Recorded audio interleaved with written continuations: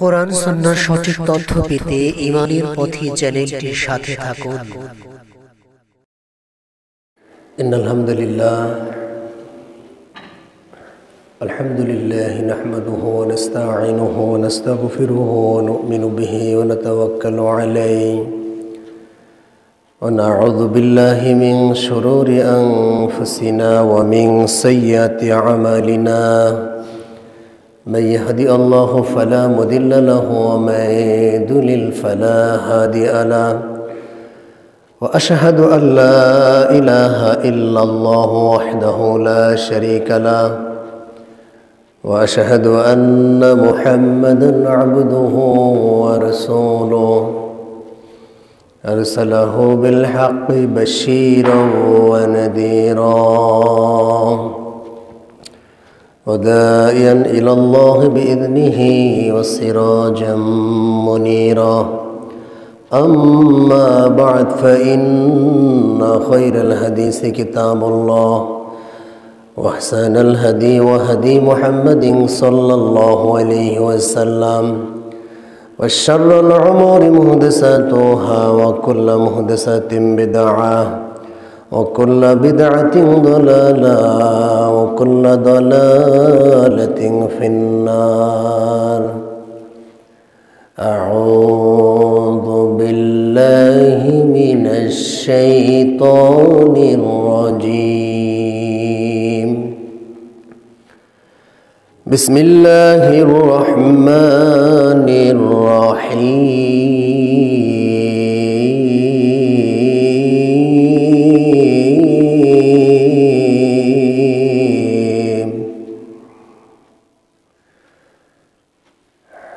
ومن يشاقق الرسول من بعد ما تبين له الهدى ويتبع غير سبيل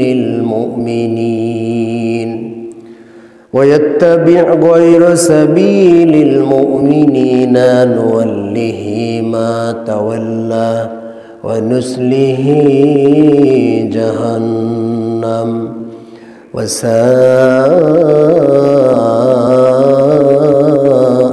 مصيرا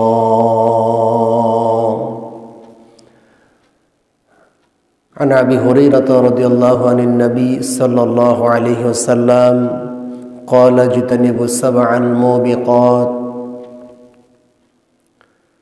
فقالوا وما هن يا رسول الله صلى الله عليه وسلم قال الشرك بالله والسحر وقتل النفس التي حرم الله إلا بالحق وأكل الربا وأكل المال اليتيم وقذف المحصنات والتولي يوم الزحف وقذف المحصنات المؤمنات الغافلات رواه البخاري। আলহামদুলিল্লাহ, যাবতীয় প্রশংসা, সমস্ত তারিফ মহাপরাক্রমশালী আসমান এবং জমিনের একছত্র অধিপতি, তিনি যত বড় তার প্রশংসাও তত বড়, বলি আলহামদুলিল্লাহ। আল্লাহ সুবহানাহু ওয়া তাআলা সূরা লুকমানের ভিতরে বলেন, ওয়ালাকাদ আতাইনা লুকমানাল হিকমাতা, আমি লুকমান আলাইহিস সালামকে হিকমা প্রদান করেছি এবং বলেছি আনিশকুর লিল্লাহ, তুমি আল্লাহর শুকরিয়া আদায় করো। ওমাই ইয়াশকুর ফাইন্নামা লিনাফসিহি, যে ব্যক্তি আল্লাহর শুকরিয়া আদায় করে সে তো নিজের ভালোর জন্যই শুকরিয়া আদায় করে। ওমান কাফার, আর যে ব্যক্তি কুফরি করে নিশ্চয় আল্লাহ রাব্বুল আলামিন হচ্ছেন সব থেকে বেশি প্রশংসিত এবং আল্লাহ সুবহানাহু ওয়া তাআলা হচ্ছেন ধনী। তাহলে এই আয়াত থেকে আমরা যেটা বুঝলাম, যারা বিজ্ঞ, যারা জ্ঞানী, যারা প্রকৃত পরহেজগার ব্যক্তি, যারা জ্ঞানী বলে দাবিদার, তারা সব সময় আল্লাহ সুবহানাহু ওয়া তাআলার শুকরিয়া আদায় করে। আর যারা জ্ঞানী নয় তারা আল্লাহ শুকরিয়া আদায় করে না। সুতরাং যে ব্যক্তি আল্লাহ শুকরিয়া আদায় করে সে তো নিজের ভালোর জন্যই করে। আল্লাহ শুকরিয়া আদায় করলে আল্লাহ ওই ব্যক্তির প্রতি রহম করেন, আর শুকরিয়া আদায় না করলে আল্লাহ ওই ব্যক্তির প্রতি রাগান্বিত থাকেন। যারা আল্লাহকে সন্তুষ্ট করতে পেরেছে তারা যাবে পুরস্কার স্বরূপ, তারা জান্নাত পাবে। আর যারা আল্লাহ সুবহানাহু ওয়া তাআলাকে রাগান্বিত করেছে তারা শাস্তি স্বরূপ জাহান্নাম পাবে।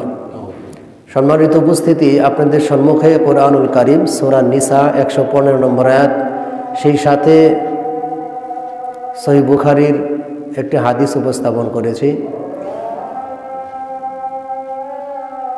কোরআনের আয়াত এবং হাদিসকে কেন্দ্র করে আজকের সংক্ষিপ্ত আলোচনার বিষয় হচ্ছে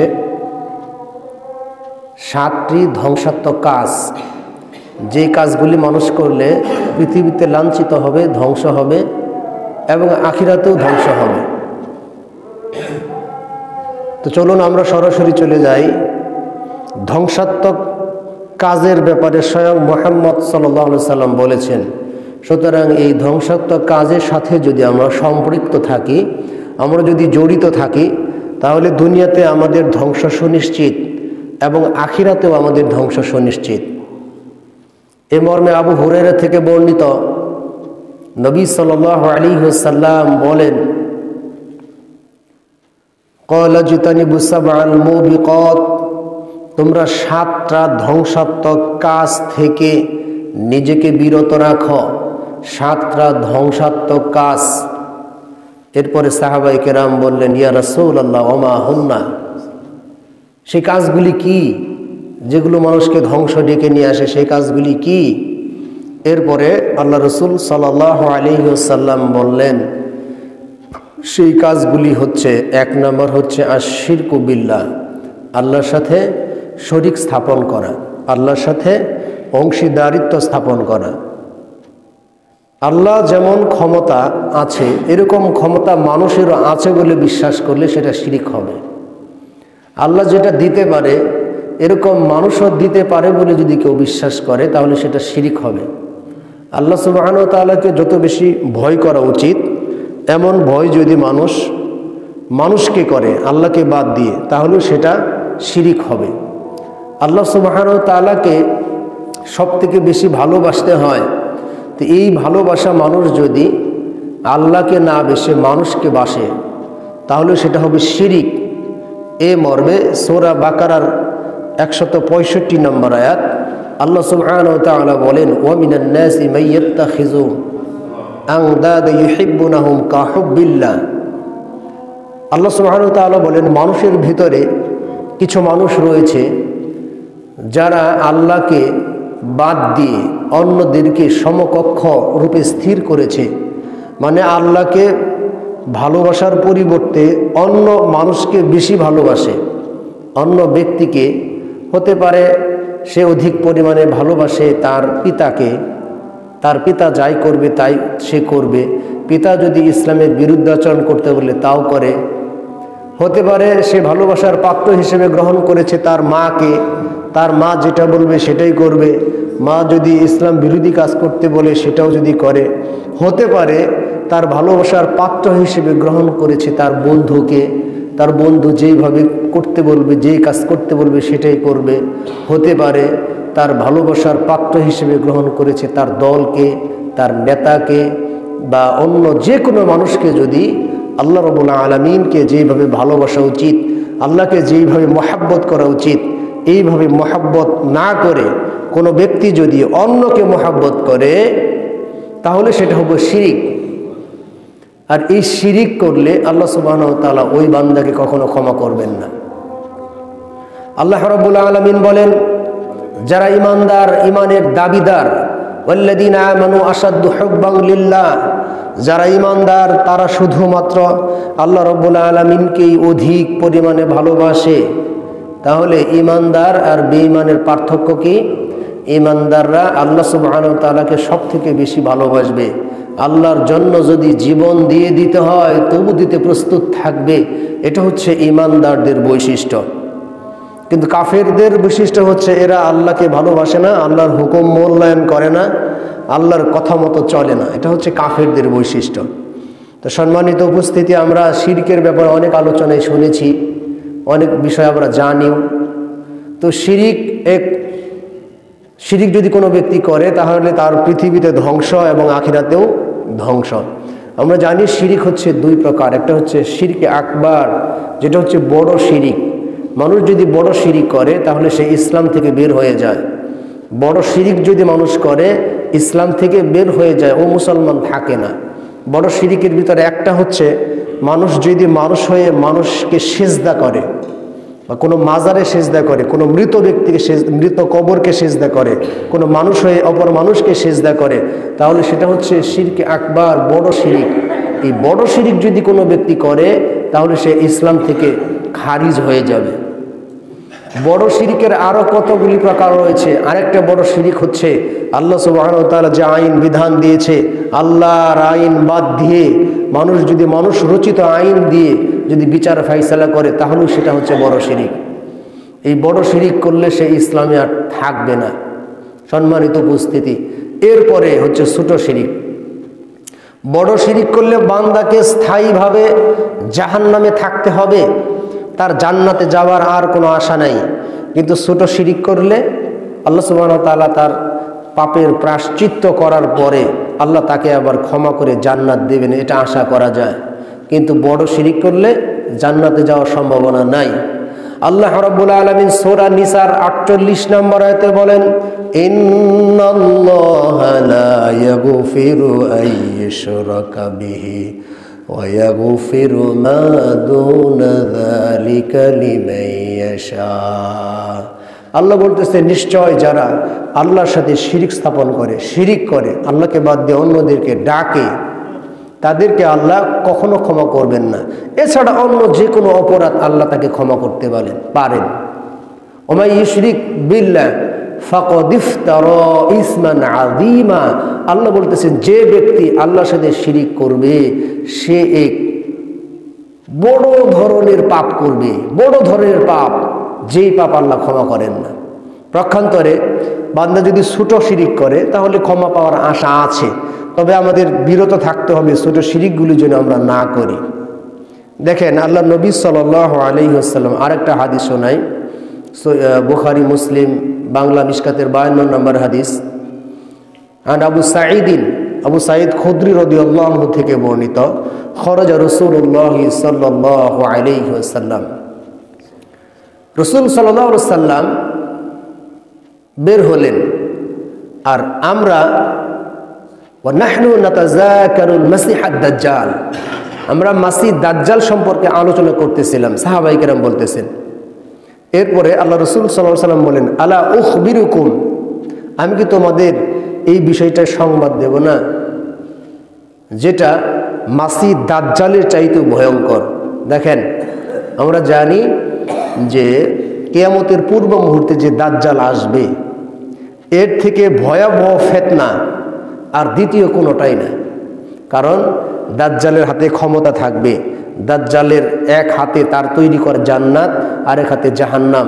দাজ্জাল এসে মনে করেন আপনাকে ক্ষুধামন্দার অবস্থায় পড়ে ফেলবে, মানে মনে করেন যে যারা দাজ্জালের অনুসারী হবে তাদের জমিনে ফসলে ভরপুর হবে, আর যারা দাজ্জালের প্রতি ঈমান না আনবে তাদের জমিনে ধান হবে না। আচ্ছা, ধান যদি না হয় মানুষ খাবে কি? অভাবের মধ্যে পড়ে যাবে। এরপরে দেখেন ওই কঠিন পরিস্থিতিতে দাজ্জাল বলবে, যদি আমাকে আল্লাহ মানো, আমার উপর ঈমান আনো, তাহলে তোমার জমিতেও বৃষ্টি দেব, তোমার জমিতেও ফসলে ভরে যাবে। দেখেন কত বড় জটিল পরিস্থিতি হবে তখন। দাজ্জাল একজন লোককে হত্যা করবে, হত্যা করার পরে ওই লোকটাকে আবার সে পুনরায় জীবিত করবে, জীবিত করার পরে বলবে, এই যে তোমাকে হত্যাও করলাম আবার জীবিত করলাম, তাহলে আমার প্রতি ঈমান আনো। এখন এই ঘটনা দেখে আমাদের বাংলাদেশের ভৌগোলিক অবস্থান, আমরা যেই মানে পরিমাপের ঈমানদার, একজন মানুষকে চোখের সামনে হত্যা করতেছে, হত্যা করার পরে আবার জীবিতও করতেছে, এগুলো দেখে তো এমনি ঈমান আনা, মানে এমনি বলবো তুমি আল্লাহ, তুমি তো আমাকে বাঁচাও। আমাদের বাংলাদেশের যে দুর্বল ঈমানদার আমরা, ওই ঘটনা দেখে তো এমনি আমরা ঈমান আনে ফেলাম। বলবো যে আমাদের বাংলাদেশে আমরা যে মানুষ, যে সমস্ত ঈমানদার, আমরা বলবো যে আমাদের বাঁচাও, তাও আমার মায়ের না। অথচ এরপরেও তাহলে কত ভয়াবহ জটিল পরিস্থিতি হবে তখন। যে ব্যক্তি দাজ্জালের প্রতি ঈমান আনবে তাকে দাজ্জাল তার তৈরি করা জান্নাত দেবে, আসলে কিন্তু সেটা জান্নাত না, ওটা হচ্ছে জাহান্নাম।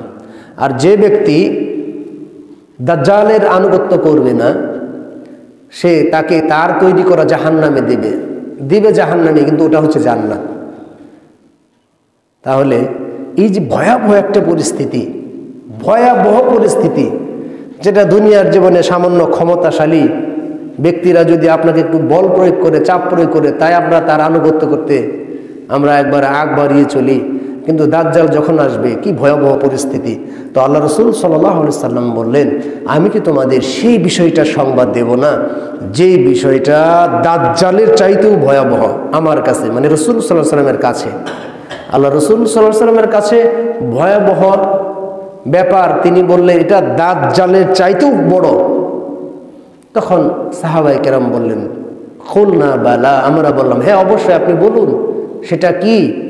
তো আল্লাহ রসুল সাল্লাল্লাহু আলাইহি সাল্লাম বলেন, আশ-শিরকুল খাফিয়্যু, সেটা হচ্ছে গোপন শিরিক। সেটা কি? গোপন শিরিক, যেটা একবারে গোপন। তো গোপন শিরিক কি আবার, যে সম্পর্কে আমরা জানি না। গোপন শিরিক, গোপন শিরিক হচ্ছে কোনো ব্যক্তি সালাত আদায় করবে, তো এমনভাবে সালাত আদায় করবে যে ওইভাবে সালাত আদায় করলে মানুষ যে তাকে দেখতেছে, এই দেখার জন্য সে ফাইজাইয়ুনাহু সালাতাহু, সে তার সালাতটাকে একবার সুন্দর করে সালাত পড়তেছে, কারণ ওই সময় মানুষ তারে দেখতেছে, খুব সুন্দর করে সালাত আদায় করতেছে। এরপরে মানুষ যখন না থাকে, যখন স্বাভাবিক আমরা যখন জামাতে সালাত না পড়ি, যখন একা একা পড়ি, তখন কিন্তু জামাতে পড়লে যেই পরিমাণ খুশু খুজু সহিত, যেই পরিমাণ ধীরস্থিরতা অবলম্বন করি, আমরা কি করি যখন জামাতে না পড়ি, একা একা পড়ি, তখন তাড়াতাড়ি করে 2 রাকাত, সালাত বিশিষ্ট হলে 2 রাকাত, 4 রাকাত বিশিষ্ট হলে 4 রাকাত, খুব দ্রুত সালাত পড়ে আমরা চলে যাই। এরকম করি না আমরা? এটাই হচ্ছে আশ-শিরকুল খাফি, এটাই হচ্ছে গোপন শিরিক। আপনি যখন জামাতবদ্ধ সালাত আদায় করবেন তখন এত সুন্দরভাবে ধীরে স্থিরভাবে সালাত আদায় করবেন, আর যখন জামাত ছাড়া সালাত আদায় করবেন, একা একা পড়বেন, তখন তাড়াতাড়ি পড়বেন কেন? আমরা তো সালাত ওই আল্লাহর উদ্দেশ্যেই পড়ি। জামাতে পড়লেও যেইভাবে স্থিরতার সাথে পড়তে হবে, একা একা পড়লে বরং তার চেয়ে বেশি স্থিরতা অবলম্বন করা উচিত। কিন্তু আমাদের সমস্যা হচ্ছে শয়তান আমাদের এমনভাবে ওয়াসওয়াসা দেয়, যখন আমরা একা একা সালাত আদায় করি তখন আমরা খুব দ্রুত কাজ করি, মানে দ্রুত রুকু সিজদা তাড়াতাড়ি পড়ে আমরা যাই, আমাদের মনের ভিতর ওয়াসওয়াসা দেয় শয়তান। আর আল্লাহ রাসূল সাল্লাল্লাহু আলাইহি ওয়াসাল্লাম বলেন এটাই হচ্ছে গোপন শিরিক। কারণ মানুষ থাকা অবস্থায় আমরা সালাতটাকে সুন্দর করি, মানুষ যখন না থাকে তখন আমরা সালাতটা তাড়াতাড়ি করি। এই যে তাড়াতাড়ি করার একটা ওয়াসওয়াসা শয়তান আমাদের দেয়, আমরা ওই শয়তানের ওয়াসওয়াসা অনুযায়ী তাড়াতাড়ি সালাত করে প্রস্থান করি, তাড়াতাড়ি সালাত করে বাড়িতে চলে যাই, এটার নামই হচ্ছে গোপন শিরিক। তাহলে এই ধরনের কাজ আমরা করি না? করি। তাহলে আজকে থেকে সাবধান আমরা হয়ে যাই, এটা শয়তান আমাদের ওয়াসওয়াসা দেয়। আজকে থেকে সাবধান হয়ে যায়, জামাতবদ্ধভাবে সালাত আদায় করলে, জামাতে সালাত আদায় করলে যেইভাবে স্থিরতার সাথে স্থিরভাবে সালাত আদায় করি, যখন আমরা একা একা সালাত আদায় করব তখন আমাদের ঠিক ওরকম স্থিরতার সাথে সালাত আদায় করতে হবে। যদি না করতে পারি তাহলে বুঝতে হবে যে শয়তানে ওয়াসওয়াসা দিছে, তাড়াতাড়ি বাজাচ্ছে শয়তানে, তাড়াতাড়ি করে যাওগা, তাহলে তো এটা তো আল্লাহর উদ্দেশ্য সালাত করা হলো না। তো এটা হচ্ছে শিরকুল খাফি। তাহলে এই বিষয়টা কিন্তু দাজ্জালের চাইতেও ভয়ঙ্কর। আল্লাহ রাসূল বলেছেন এটা, আল্লাহ রাসূলের কাছে দাজ্জালের চাইতে ভয়াবহ ব্যাপার এটা। সম্মানিত উপস্থিতি, তাহলে 7টা ধ্বংসাত্মক কাজ, তার 1 নাম্বার হচ্ছে কি করা? আল্লাহর সাথে শিরিক করা, আল্লাহর সাথে অংশীদারিত্ব স্থাপন করা। যে ব্যক্তি আল্লাহর সাথে অংশীদারিত্ব স্থাপন করবে ওই লোকটা পৃথিবীতে লাঞ্ছিত হবেই হবে, পৃথিবীতে অপমানিত হবেই হবে, এবং পৃথিবীতে তার জন্য ধ্বংস নেমে আসবে, আখিরাতেও তার জন্য ধ্বংস। 1 নাম্বার মনে রাখবেন। 2 নাম্বার ওয়াস-সিহর, 2 নাম্বার ধ্বংসকারী কাজ হচ্ছে জাদু করা অথবা জাদুতে বিশ্বাস স্থাপন করা। জাদু করা, জাদুতে বিশ্বাস স্থাপন করা, রাসূল সাল্লাল্লাহু আলাইহি সাল্লাম জাদুকরদের ব্যাপারে যে ফায়সালা দিয়েছেন, জাদুতে যারা জাদুকর থাকবে এদেরকে মুসলিম সরকার হত্যা করে দেবে, জাদুকর বেঁচে থাকার কোনো সুযোগ নাই, জাদুকর পৃথিবীতে থাকবে না। যারা মুসলিম ক্ষমতাশীল দায়িত্বশীল যারা থাকবে এরা জাদুকরদেরকে হত্যা করবে। কোনো ব্যক্তি যদি জাদুতে বিশ্বাস স্থাপন করে তাহলে তার ঈমান থাকবে না। সেই সাথে জাদুতে বিশ্বাস স্থাপন করে অথবা কোনো গণক যদি গণকি করে, হাত দেখে বা একটা কিছু বলে, ওটা যদি সে শুধু বিশ্বাস করে তাহলে তার 40 দিনের ইবাদতই হবে না, 40 দিনের ইবাদত কবুল হবে না। কি করলে? কোনো গণকের কথা বিশ্বাস স্থাপন করলে। কোনো ব্যক্তি যদি মানে স্বামীকে বশীকরণের জন্যে বা স্বামী অথবা ভালোবাসা সৃষ্টি করার জন্যে কোনো জাদু করে বা এতে যদি বিশ্বাস স্থাপন করে তাহলে তার ঈমান থাকবে না। আল্লাহ রাসূল বলেন, লাইসা মিন্নি, সে আমার উম্মতের কেউ না। অথচ আমরা এই ধরনের কাজ করে থাকি। স্বামী স্ত্রীর মহব্বত বাড়ানোর জন্য আমরা অনেক সময় অনেক এই গণকের কাছে যাই অথবা জাদুকরের কাছে যাই, অথবা যারা আগাম বলতে পারে বলে দাবি করে, অথচ আগাম তো আল্লাহ ছাড়া কেউ বলতে পারে না। তো আমরা যদি বিশ্বাস করি লোকটা গায়েব জানে, তাহলে মনে করেন যে আপনার ঈমান থাকবে না। আমি আপনার চেহারা দেখে 100 কথা বলতে পারি, আপনার চেহারা দেখে 100 কথা বললে একটা কথা সত্য হবে। এখন ওই 100 কথার ভিতরে একটা সত্য হলেই যে আমি সব বলতে পারলাম, ব্যাপারটা এরকম নয়। একজন মানুষের স্ট্রাকচার গঠন দেখে আপনি কথা বলতে পারেন, 100 কথা বলতে পারেন। আমি বলি আপনি মিলে যাবে। যে সমস্ত মানুষ পাতলা দেহের অধিকারী, যাদের স্বাস্থ্য একবারে কম, এই মানুষগুলির ঘুম কম হয়, বেশিরভাগ ক্ষেত্রে ঘুম কম হয়। এখন যদি বলি আপনি বলে হ্যাঁ ঠিকই তো বলছে। তো এই ধরনের মানুষের গঠন দেখে 100 কথা বলা যাবে, যেই কথাগুলোর প্রত্যেকটা কথার 100 কথার ভিতর 99টা ভুল হলেও একটা না একটা মিলে যাবে। এখন মিলে গেলেই যে সে আপনার গায়েব জানে, এটা যদি বিশ্বাস করেন তাহলে আপনার ঈমান থাকবে না। তো সম্মানিত উপস্থিতি, তাহলে জাদুঘরদের একটা নির্ণয় নয়। একটা হাদিস আছে, হাফসা রাদিয়াল্লাহু তাআলা আনহা, আল্লাহ রাসূল সাল্লাল্লাহু আলাইহি ওয়াসাল্লামের স্ত্রী, ওমর রাদিয়াল্লাহু তাআলার মেয়ে, তিনি তার এক দাসী জাদুকর ছিল, তাকে হত্যা করে দিয়েছিলেন। সুতরাং জাদুতে বিশ্বাস স্থাপন করা, জাদুকরের কাছে যাওয়া বা জাদুর মাধ্যমে সম্পর্ক স্থাপন করা, জাদুর মাধ্যমে প্রেম ভালোবাসা সৃষ্টি করা, এরপরে স্বামী এবং স্ত্রীর সম্পর্ক জোড়ানো, এগুলো সবই হারাম। জাদুতে বিশ্বাস স্থাপন করাও যাবে না। বাজারে যে সমস্ত জাদুকররা এসে যে সমস্ত ভেলকিবাজি দেখায়, জাদু দেখায়, ওই সমস্ত দর্শন স্থান থেকে আপনাকে সরে আসতে হবে। আপনি বাজার করতে গেছেন, বাজার করতে যাওয়ার পরে কিছু জাদুকর আসলো, জাদুকর আসার পরে কিছু অদ্ভুত কিছু দেখাইলো। এখন আপনি যদি দেখেন তাহলে আপনি ঈমান আপনার দুর্বল হয়ে যাবে, তার প্রতি আপনার বিশ্বাস হয়ে যেতে পারে। সুতরাং জাদুকরের আশপাশে যাওয়া যাবে না। আর জাদুতে যদি বিশ্বাস করেন তাহলে আপনার ধ্বংস সুনিশ্চিত, পৃথিবীতেও ধ্বংস সুনিশ্চিত, আখিরাতেও আপনার ধ্বংস সুনিশ্চিত। তাহলে 2 নম্বর বল জাদুকর। 2 নম্বর কি? জাদুকর সিহর।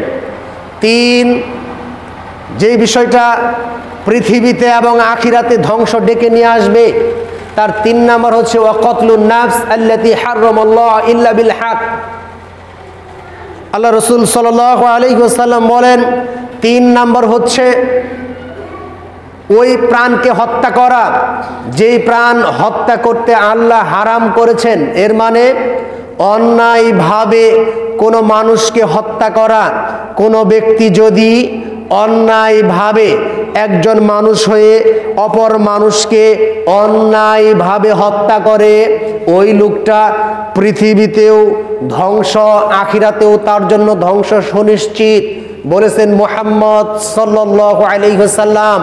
তাহলে অন্যায়ভাবে কোনো মানুষকে যদি আপনি হত্যা করেন তাহলে পৃথিবীতে আপনার ধ্বংস সুনিশ্চিত, আখিরাতেও ধ্বংস সুনিশ্চিত। যে কোনো মানুষকে অন্যায়ভাবে হত্যা করতে পারবেন না, সে যেই হোক, অন্যায়ভাবে আপনি কাউকে হত্যা করতে পারবেন না। ন্যায়সঙ্গতভাবে হত্যা করতে পারবেন, ন্যায়সঙ্গতভাবে হত্যার সিস্টেম হচ্ছে আলাদা। একটা হচ্ছে মনে করেন যে ন্যায়সঙ্গতভাবে হত্যা কি, একজন ব্যক্তি একটা অপরাধ করছে, আপনাকে অন্যায়ভাবে আপনার কাউকে মারছে, হত্যা করছে, প্রতিশোধ স্বরূপ আপনি তাকে হত্যা করতে পারেন। প্রতিশোধ স্বরূপ তাও কে করবে? বিচারক যারা তারা করবে। এটা বিচার হবে, বিচার হওয়ার পর বিচারকরা ফাইসালা দিবে, বিচারকরা রায় দিবে এই লোকটা ওকে অন্যায়ভাবে হত্যা করছে, এটা প্রমাণ হয়েছে, তাকে হত্যা করা হবে। বাংলাদেশের আইন ফাঁসিতে মৃত্যুবরণ দেয়, ফাঁসিতে বা বিভিন্ন দেশে বিভিন্নভাবে মৃত্যুদণ্ড কার্যকর করে। তবে মানুষকে মৃত্যুর দণ্ড, এই যে ফাঁসি দিয়ে মারা, এটা একটা, এই ঝুলন্ত অবস্থায় মারা, এটা একটা ঘৃণিত কাজ। ফাঁসি দিয়ে মারার ভিতরে মৃত্যু, জানটা যে চলে যায়, এটা খুব দ্রুত যায় না। ফাঁসি দিয়ে না মারার ক্ষেত্রে মানুষের ক্ষেত্রে সহজ করতে হয়েছে, তার যে মানে গর্দান কেটে দেওয়া বা সরক আছে, এটা কেটে দিয়ে দ্রুত সে মারা যাবে। ফাঁসি দিলে ওটা হয়ে থাকে, ওর থেকে কি তার গর্দানটা আলাদা করে দিলে তাড়াতাড়ি মৃত্যুবরণ করে। তো যাই হোক, এগুলো হচ্ছে ব্রিটিশদের নিয়ম, ফাঁসি দিয়ে মারা। তবে যে বিষয়টা আমি যেটা বলতে চাইলাম, একজন মানুষ, একজন মুসলমান হত্যাযোগ্য, তিনটি কারণে হত্যাযোগ্য হয়, মানে তাকে হত্যা করা যায়, বিচারকরা করতে পারে। তার এক নম্বর কারণ হচ্ছে ওই মুসলিম যদি থাকে, মুসলিম থাকার পরে সে যদি পুনরায় ইসলাম ছেড়ে দেয়, ইসলাম যদি ছেড়ে দেয় তাহলে সে হত্যাযোগ্য অপরাধ করলো। আর ইসলাম ছেড়ে দেওয়ার কারণে তাকে মুরতাদ বলা হয়। ইসলাম ছেড়ে দেওয়ার কারণে মুরতাদ হবে, আর মুরতাদের শাস্তি হচ্ছে মৃত্যুদণ্ড। আর এই মৃত্যুদণ্ড কার্যকর করবে যারা দায়িত্বশীল, যারা বিচারক, এরা এটার মৃত্যুদণ্ড কার্যকর করবে। দুই নম্বর কারণ, কোনো ব্যক্তি যদি বিবাহিত থাকে, মুসলমানের ভিতরে বিবাহিত অবস্থায় ব্যভিচার করে, জিনা করে, বিবাহিত অবস্থায় কি করে? ব্যভিচার করে, তাহলে ওই লোকটাকে পৃথিবীতে বেঁচে থাকার আর কোনো অধিকার নাই, তাকে মৃত্যুদণ্ড কার্যকর করতে হবে। সে তওবা করলেও কাজ হবে না।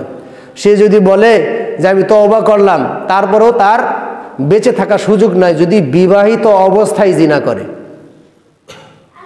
কিন্তু আমাদের ভিতরে অনেকেই রয়েছে, অনেক বৃদ্ধ মানুষ আছে যারা নিজের স্ত্রী আছে, সন্তান বড় বড় হয়েছে, এরপরও ব্যভিচারে লিপ্ত।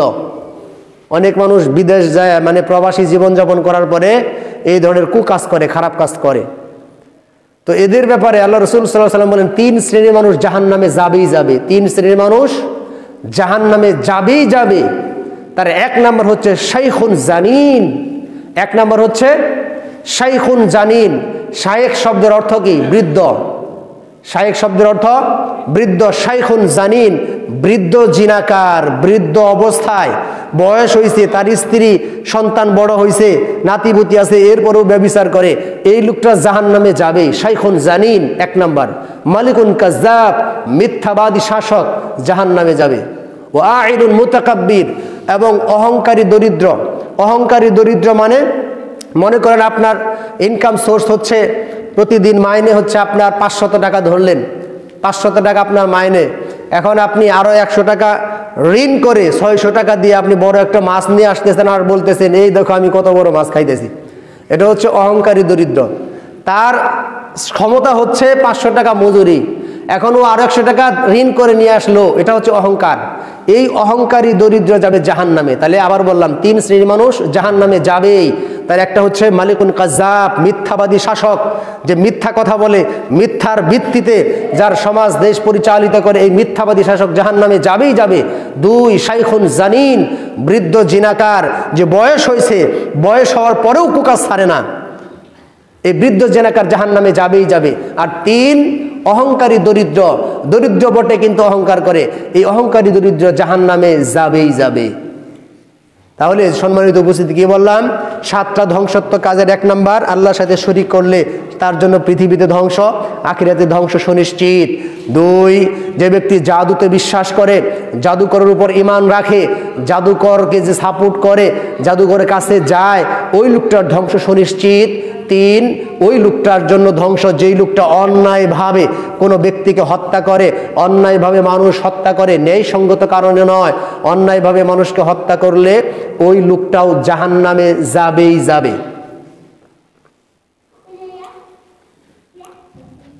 এরপরে 4 নাম্বার, ওয়াকলু রিবা, সুদ। যে ব্যক্তি সুদ খায়, যে ব্যক্তি সুদ খায় এই লোকটা পৃথিবীতে লাঞ্ছিত হবেই হবে, পৃথিবীতে তার জন্য ধ্বংস এবং আখিরাতেও তার জন্য ধ্বংস। অথচ আমাদের সমাজ ব্যবস্থা, আমাদের দেশ সুদভিত্তিক অর্থনৈতিক ব্যবস্থার উপর গড়ে উঠেছে। বাংলাদেশ যখন আপনার ঋণগ্রস্ত হয়, বিশ্ব ব্যাংক থেকে ঋণ নিয়ে আসে, বিভিন্ন দেশ থেকে ঋণ নিয়ে আসে, চড়া মূল্যে তারা সুদ ধরে, এরপরে এই ঋণ পরিশোধ করতে হয়। কিন্তু জাকাত ভিত্তিক যদি এই সমাজ ব্যবস্থাটা গড়ে উঠতো, জাকাত সিস্টেম, জাকাত ভিত্তিক দেশ যদি পরিচালিত হতো, তাহলে এই দেশের জাকাতের টাকা এই দেশে মানুষ খায় আরও বাইসে থাকতো। জাকাত ভিত্তিক মানে, জাকাত ভিত্তিক হচ্ছে ফসলের জাকাত 20 মণ হলে 1 মণ ওসর দিতে হবে, যাদের হবে তাদের দিতেই হবে। তো এইভাবে টাকার হারে 100 টাকার ভিতরে 2.5 টাকা হারে জাকাত দিতে হবে। কত কোটি কোটি সম্পদ মানুষ জাকাত দেয় না। এই জাকাত ভিত্তিক অর্থনৈতিক ব্যবস্থা যদি চালু করা হতো, তাহলে এই দেশের সম্পদ দিয়ে এই দেশের মানুষ চলে আরও বাঁচত। কিন্তু এই বিশ্বাস নাই। বিশ্বাস কিসে? বিশ্বাস হচ্ছে ওই ব্যাংক থেকে লোন নেবে, লোন নেওয়ার পরে একটা ব্যবসা করবে বা বাড়ি করবে, এটা করবে, হ্যান করবে, ত্যান করবে। এই সুদ সিস্টেম, যেটাকে আল্লাহ সুবহানাহু ওয়া তাআলা হারাম করেছেন বা যেটাকে রাসূল সাল্লাল্লাহু আলাইহি সাল্লাম বলেছেন, ওই ব্যক্তির জন্য ধ্বংস সুনিশ্চিত। ওয়াকলুর রিবা, যে ব্যক্তি সুদ খায় ওই ব্যক্তির জন্য ধ্বংস সুনিশ্চিত, তার ধ্বংস হবেই হবে। এ মর্মে আল্লাহ সুবহানাহু ওয়া তাআলা সূরা বাকারার ভিতরে বলেন 278 থেকে 79 নম্বর আয়াত, 278 নম্বর আয়াতে আল্লাহ বলেন, ইয়া আইয়ুহাল্লাযীনা আমানুত্তাকুল্লাহ ওয়া যারু মা বাকিয়া মিনার রিবা ইন কুনতুম মুমিনিন ফাইন লাম তাফআলু ফাযানু হারবিম মিনাল্লাহি ওয়া রাসূলিহি। এই আয়াতে আল্লাহ সুবহানাহু ওয়া তাআলা বলেন, হে ঈমানদারগণ, তোমরা যারা ঈমানদার দাবি করো, যে বলো যে তোমরা ঈমানদার, এই ঈমানদারদেরকে নসিহত করতেছেন আল্লাহ সুবহানাহু ওয়া তাআলা, ইয়া আইয়ুহাল্লাযীনা আমানুত্তাকুল্লাহ, তোমরা আল্লাহকে ভয় করো, ওয়া যারু মা বাকিয়া মিনার রিবা, এবং সুদের যে অবশিষ্ট অংশ রয়েছে, সুদের যে বকেয়া রয়েছে, এগুলো তোমরা মিটিয়ে দাও। এর মানে তোমরা সুদ খেতে পারবে না, যেটা তোমার মূলধন ওটা ফিরিয়ে নিয়ে আসো, বাকি যেটা লভ্যাংশ সুদের ওটা তোমরা খায়ো না।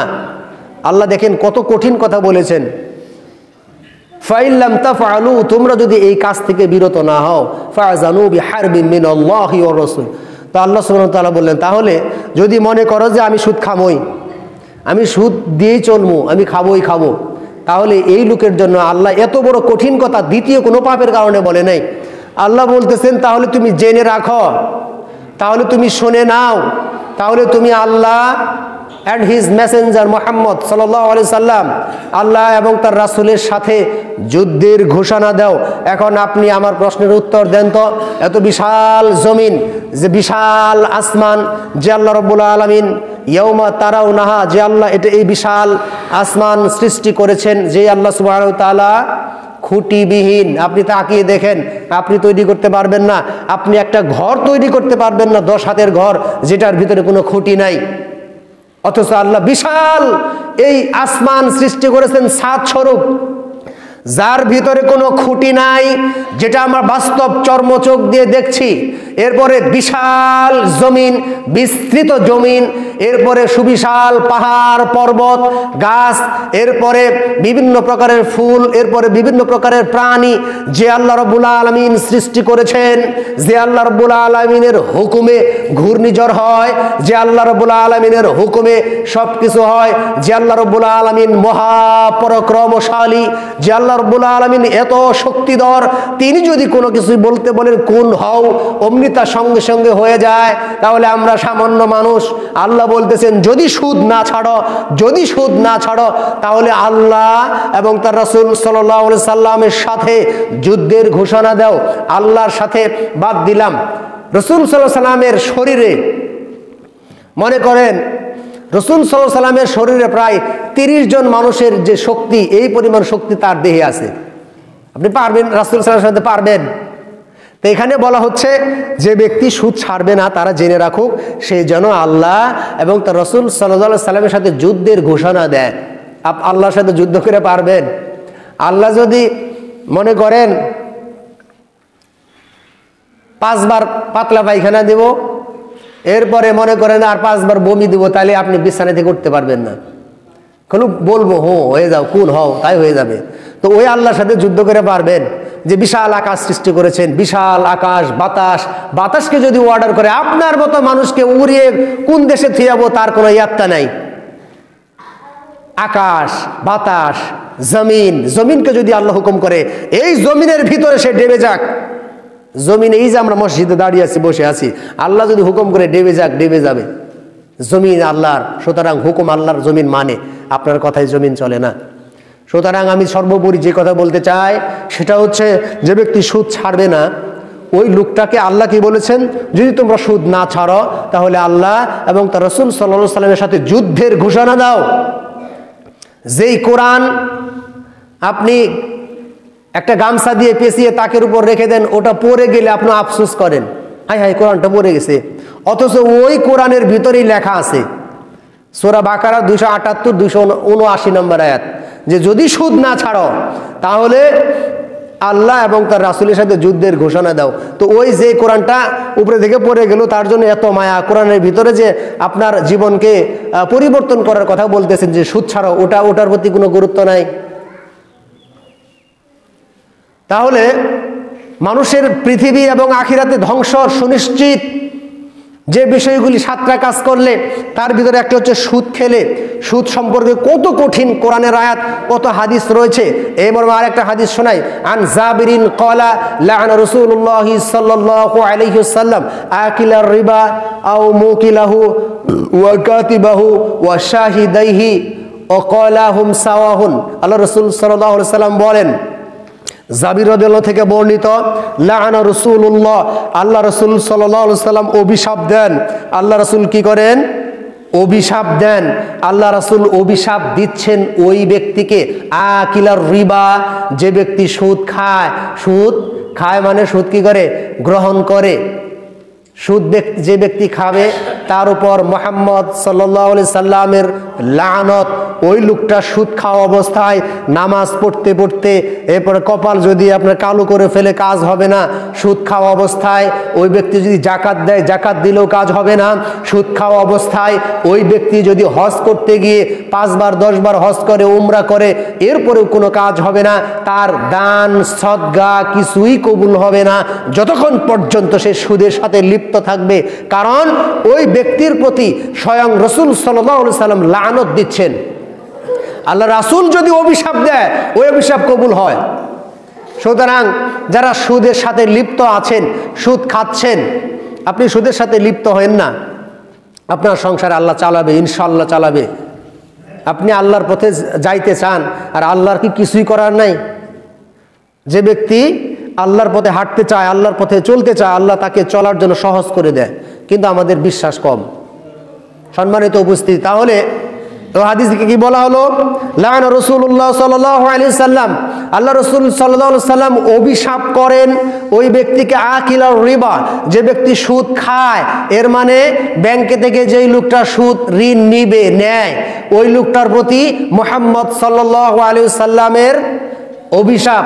যে ব্যক্তি, আমাদের সিস্টেম, ব্যাংক ছাড়াও অনেক সিস্টেম আছে। এই মনে করেন 10,000 টাকা নেবে, যখন ধানের মৌসুম আসবে 10,000 টাকা নেওয়ার পরে ওই মৌসুমের সময় 1 মণ বা 2 মণ ধান দিবে, ওটাও সুদ। 10,000 টাকা দিবেন, আপনি তাকে হেল্প করবেন, উপকার করবেন, আপনার আছে, আপনি তাকে কিছু অবকাশ দেবেন, সহযোগিতা করবেন। তা না দিয়ে ওই 10,000 টাকাই তো দেওয়া তার জন্য জুলুম। আরো বলতেছেন সাথে আরো 2 মণ ধান দিতে হবে। ও লোকটা দিবে কি? কিভাবে দিবে? আপনি তার উপর জুলুম করতেছেন। কিসের মুসলমান নিজেকে দাবি করেন? মুসলমান তো আল মুসলিম আখুল মুসলিম, এক মুসলিম অপর মুসলিমের ভাই। লা ইয়াজলিমুহু, সে ভাইয়ের উপর জুলুম করতে পারে না। আপনি সুদ চাপিয়ে দিয়ে তার উপর জুলুম করছেন। লা ইয়াজলিমুহু ওয়ালা ইউসলিমহু, সে কোনো জালিমের হাতে তার ভাইকে সুপুর্দ করতে পারে না। ওমান কানা ফি হাজাত আখিহি, যে ব্যক্তি তার মুসলিম ভাইয়ের অভাব পূরণ করবে, হাজাতাল্লাহ ফি, আল্লাহ সুবহানাহু ওয়া তাআলা ওই ব্যক্তির অভাব পূরণ করবে। যে ব্যক্তি কোনো ভাইয়ের, মান সাতরা মুসলিমান সাতরাহুল্লাহু ইয়াউমাল কিয়ামা, যে ব্যক্তি কোনো মুসলিম ভাইয়ের দোষ গোপন করবে, আল্লাহ রাব্বুল আলামিন ওই ব্যক্তির দোষ গোপন করবে কিয়ামতে। সুবহানাল্লাহ। তাহলে আপনি কিসের মুসলমান? আপনি তাকে 100 টাকা, 500 টাকা, 1000, 10,000 টাকা আপনার আছে, আপনি তাকে কর্জ দিবেন, দিয়ে তাকে একটু সহযোগিতা করবেন, তাহলে আপনি অসীম সওয়াব পাবেন। আপনি তা না করে আরো শর্ত দিয়ে দিলেন, 10,000 টাকা দিলাম, এই মৌসুম শেষে আমাকে 5 মণ ধান দিতে হবে বা 2 মণ ধান দিতে হবে। আপনি তাকে আরো জুলুমের মধ্যে ফেলে দিলেন, আপনি কিসের মুসলমান? সম্মানিত উপস্থিতি, তাহলে দেখেন সুদখোর কারা কারা। এক নম্বর কি আকিলার রিবা, যে ব্যক্তি সুদ খায় ওই লোকটার প্রতি মুহাম্মদ সাল্লাল্লাহু আলাইহি সাল্লাম অভিশাপ নাজিল করেন। মুহাম্মদ সাল্লাল্লাহু আলাইহি সাল্লাম তাকে অভিশপ্ত করেছেন, এক নম্বর যে সুদ খায়। আকিলার রিবা ওয়া মুকিলাহু, যে ব্যক্তি সুদ খায় আবার সুদ দেয়। যে ব্যক্তি সুদ দেয়, এই সুদ যারা দিচ্ছে, যে ব্যক্তি সুদ দিচ্ছে, ঋণ দিচ্ছে, সুদ দিচ্ছে, এই লোকটার উপর আল্লাহ রাসূল সাল্লাল্লাহু আলাইহি ওয়াসাল্লাম অভিশাপ দেন। এরপরে ওয়া কাতিবাহু, যে ব্যক্তি সুদের লেখক, সুদের লেখক। একজনের প্রশ্ন করছে যে আমি তো ব্যাংকে চাকরি করি, আমি তো সুদ খাইও না, সুদ দেও না, তো আমার কি পাপ হবে? দেখেন আল্লাহ রাসূল কি বলেছেন এখানে, তাকে ছাড় দেয় নাই। আল্লাহ রাসূল বলেন ওয়া কাতিবাহু, যে ব্যক্তি সুদের কাতিব মানে কি লেখক, যে ব্যক্তি সুদ লিখে রাখে। আপনাকে 10,000 টাকা দিয়ে দিলাম, 1 বছরে সুদ করবেন, এই যে সুদটা আমার ইয়ের মধ্যে লেখা আছে, লিখে তুলেন। তাহলে লেখকরে আল্লাহ রাসূল বলেছেন তার উপর আল্লাহ রাসূলের লাআনত। ওয়া শাহিদাইহি ওয়া ক্বালাহুম সাওয়াহুন, আল্লাহ রাসূল সাল্লাল্লাহু আলাইহি ওয়াসাল্লাম বলেন এরপরে সুদ আপনি ব্যাংকে থেকে টাকা তুলতে গেলে বা সুদ নিতে গেলে এমনি এমনি দেয় না, সাক্ষী লাগে। ওই 2 জন সাক্ষী নিয়ে আসেন, এরপরে 2 জন সাক্ষী নিয়ে যান। এই সাক্ষী যে ব্যক্তি সুদের জন্য সাক্ষী দেবে তার প্রতিও আল্লাহ রাসূল বলেন ওয়া ক্বালাহুম সাওয়াহুন, তারা সকলেই সমান অপরাধী। সকলেই কি সমান অপরাধী। আপনি সুদ খাইলেন না, ধরলেন না, ছুঁইলেন না, সাথে লিখে রাখলেন, এজন্য সমান অপরাধী। ধরলেন না, খাইলেন না, ছুঁইলেন না, শুধু সাক্ষী দিলেন, এজন্য সমান অপরাধী।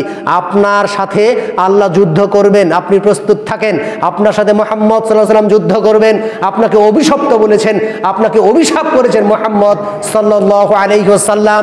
এরপরে ইবনু মাজার আরেকটা হাদিস বলে সুদ চ্যাপ্টার শেষ করে দেই। আল্লাহ ইবনু মাজার আরেকটা হাদিস রয়েছে, আল্লাহ রাসূল সাল্লাল্লাহু আলাইহি ওয়াসাল্লাম বলেন সুদের 70টা স্তর রয়েছে।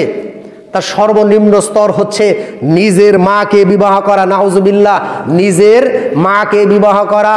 কোন ব্যক্তি কি নিজের মাকে বিবাহ করে? করে না। অথচ যে ব্যক্তি সুদ খায় আল্লাহ রাসূল বললেন সে যেন নিজের মাকেই বিবাহ করে। নাউজুবিল্লাহ। এরপরেও যদি আমরা সুদ না ছাড়ি তাহলে ও ওর মাকে বিবাহ করে। যে সুদের সাথে লিপ্ত ব্যক্তি ওই তার মাকে বিবাহ করে। এই যে সুদ সিস্টেম কেন ঢুকে গেল আমাদের ভিতরে?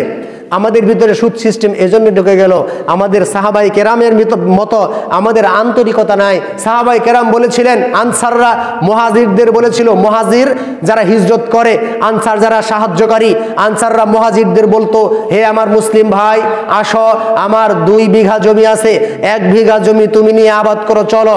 আমার 2টা স্ত্রী আছে, একটা স্ত্রী আমি তোমার যেটা পছন্দ হয় ওটাকে আমি তালাক দিয়ে দিচ্ছি, তুমি গ্রহণ করো। সুবহানাল্লাহ, কত আন্তরিকতা!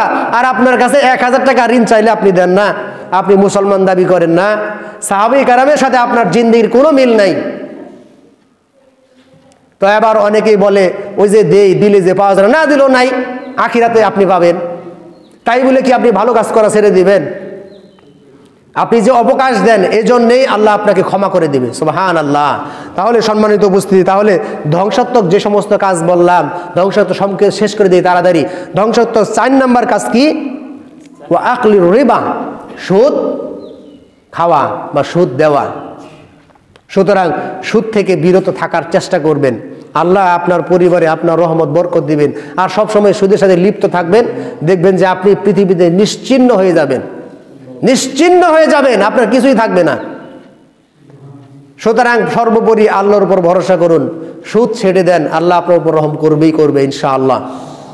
তাহলে এরপরে ওয়াকলু মালিল ইয়াতিম, এরপরে 5 নাম্বার হচ্ছে ওয়াকলু মালিল ইয়াতিম, যারা ইয়াতিমের ধন সম্পদ অন্যায়ভাবে ভক্ষণ করে, ইয়াতিমের ধন সম্পদ যারা ভক্ষণ করে এদের জন্য পৃথিবীতে ধ্বংস এবং আখিরাতেও ধ্বংস সুনিশ্চিত। যারা ইয়াতিম, যারা অভাবী, ইয়াতিমের মাল সম্পদ ভক্ষণ করে, এমন অনেক চাচা অনেক জ্যাঠা আছে, তার ভাই হয়তো মারা গেছে, বাচ্চাটা এতিম হয়েছে, এতিমের সম্পদ সে নিজের নামে নিজে ভোগ করে খাইতেছে, এরকম অনেক চাচা জ্যাঠা আছে। সুতরাং ইয়াতিমের ধন সম্পদ যেই ব্যক্তি ভক্ষণ করবে অন্যায়ভাবে, এই লোকটার পৃথিবীতে ধ্বংস সুনিশ্চিত এবং আখিরাতেও ধ্বংস সুনিশ্চিত। এরপরে ওয়াতাওয়াল্লি ইয়াউমাজ জাফি, 6 নাম্বার হচ্ছে যুদ্ধের ময়দান থেকে পলায়ন করা।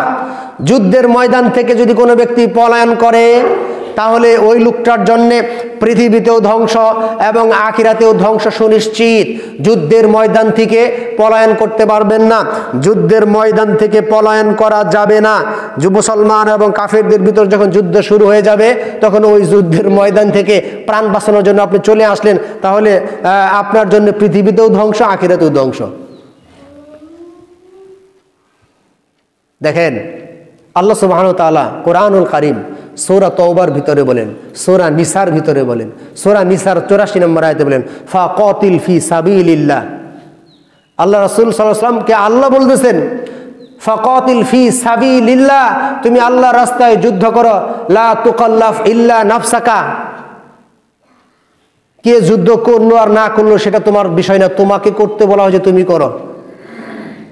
এরপরে আল্লাহ বলতেছেন সূরা তাওবার ভিতরেও আছে ইয়া আইয়ুহান নবী, হে নবী, হাররিদিল মুমিনিনা আলাল কিতাল, আপনি মুমিনদের কিতালের জন্য উদ্বুদ্ধ করুন, যুদ্ধের জন্য উদ্বুদ্ধ করুন।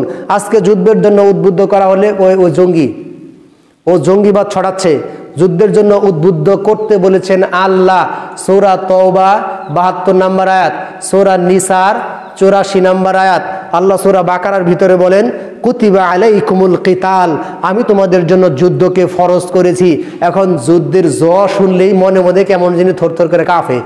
এই যুদ্ধের কথা বলতেছে, ও তো জঙ্গিবাদ, ও জিহাদি। জিহাদ ইসলামে নাই, যুদ্ধ ইসলামে নাই। রাসূল সাল্লাল্লাহু আলাইহি সাল্লাম 27টা যুদ্ধ সরাসরি করছেন। অন্যায়কে, শিরিক বিদআতকে পৃথিবীর মানচিত্র থেকে মিটিয়ে দেওয়ার জন্য মুহাম্মদ সাল্লাল্লাহু আলাইহি সাল্লাম যুদ্ধ করেছেন। তার কতগুলি তরবারি ছিল, তরবারি ভেঙেছেন, যুদ্ধ করেছেন। এখন আপনি যুদ্ধের কথা যখন বলবেন তখন আপনাকে বলা হবে ও জঙ্গি। এর মানে কি জানেন? মুসলমানরা যেন প্রতিবাদ করতে না পারে, মুসলমানদের সন্তান যেন প্রতিবাদী না হয়। মুসলমানরা খাবে, নামাজ পড়বে আর ফজিলতের বয়ান করবে, যুদ্ধ শুদ্ধ যেন করে না। এটা হচ্ছে ইহুদি খ্রিস্টানদের। ইহুদি খ্রিস্টানরা মন মতো মুসলমানদের নির্যাতন করবে, গুয়ান্তানামো কারাগারে এদেরকে দিনের পর দিন, রাতের পর রাত নির্যাতন করবে। যেই লোকটা প্রতিবাদী মুখর কোনো কিছু বলবে তাকে গুম করা হবে, ওই লোকটাকে হত্যা করে দেওয়া হবে। এটা হচ্ছে ইহুদি খ্রিস্টানদের চক্রান্ত। আমরাও তো তাদের কথাই সুর দিই, হ্যাঁ আমরা কি নই, আমরা জঙ্গি নই, আমরা যোদ্ধা নই। অথচ আল্লাহ বলেছেন যুদ্ধ করার জন্য। সূরা বাকারা 215 নম্বর আয়াত আছে, 16 নম্বর আয়াত, 17 নম্বর আয়াত, কুতিবা আলাইকুমুল কিতাল। আল্লাহ বলতেছেন কুতিবা আলাইকুমুল কিতাল, আমি তোমাদের জন্য যুদ্ধকে ফরজ করেছি। যুদ্ধ ফরজ করছেন কে? আল্লাহ ফরজ করছেন। এরপরে সূরা তাওবার ভিতরে হাররিদিল মুমিনিনা আলাল কিতাল, মুমিনদের কিতালের জন্য উদ্বুদ্ধ করো, মুমিনদের কিতালের জন্য উৎসাহ দাও, উদ্বুদ্ধ করো। আপনি একটা বয়ান, দুইটা বয়ান দিলে আপনার অবস্থা খারাপ, গুম হয়ে যাবেন। এই হচ্ছে বাস্তবতা। আল্লাহ আমাদের ক্ষমা করুক, আল্লাহ আমাদের পৃথিবী এবং আখিরাতে ইমানের সাথে নিরাপত্তা দান করুক, আমিন। আল্লাহ যদি আমাকে নিরাপত্তা দেয়, পৃথিবীর সব মানুষ আমাকে ক্ষতিগ্রস্ত করার চেষ্টা করলে কিছুই করতে পারবে না। আল্লাহ আমাকে পৃথিবী এবং আখিরাতে নিরাপত্তা দান করুক, আল্লাহুম্মা আমিন। তাহলে 6 নম্বর কি বললাম? যুদ্ধের ময়দান থেকে যদি আপনি পলায়ন করেন তাহলে আপনার জন্য দুনিয়া এবং আখিরাতে ধ্বংস সুনিশ্চিত।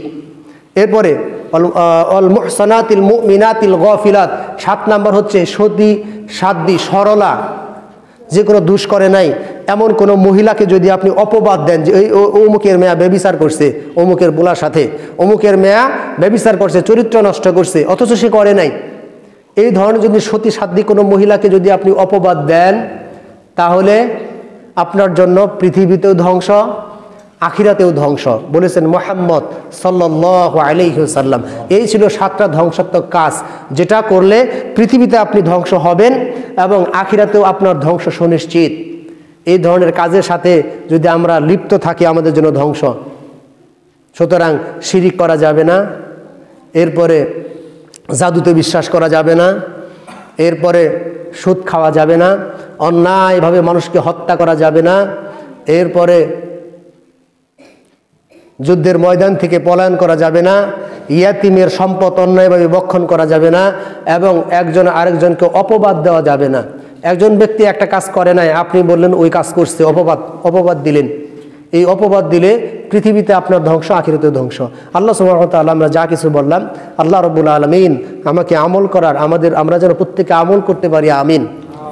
কোনো বিষয়ে যদি আপনাদের কনফিউজ মনে হয় যে এই কথা সে বলল, আমি তো সবটা দলিল সহকারে বলছি, কোরআন আয়াত দলিল সহ বলছি, আপনি একটু মিলিয়ে দেখেন যে এগুলো ঠিক আছে কিনা। সুতরাং আমার প্রতি ক্ষিপ্ত না হয়ে আপনি কোরআন এবং হাদিস একটু মিলে যাচাই করে দেখেন যে হুবহু ঠিক আছে কিনা। যদি ঠিক থাকে তাহলে আপনি মেনে নেন, আর যদি না মেনে নেন তাহলে আমার প্রতি যদি খারাপ বিরূপ মন্তব্য করেন, এই মন্তব্য আমার উপর করা হবে না, মন্তব্য হবে স্বয়ং আল্লাহর উপরে। সুতরাং আল্লাহ সম্পর্কে যদি কোনো ব্যক্তি খারাপ মন্তব্য করে, ওই লোকটার আর ঈমান থাকে না। আল্লাহ সুবহানাহু ওয়া তাআলা আমাদের প্রত্যেককে কোরআন এবং হাদিস অনুযায়ী চলার তৌফিক সকলকে দান করুক। আল্লাহুম্মা আমিন। বারাকাল্লাহু লানা ওয়া লা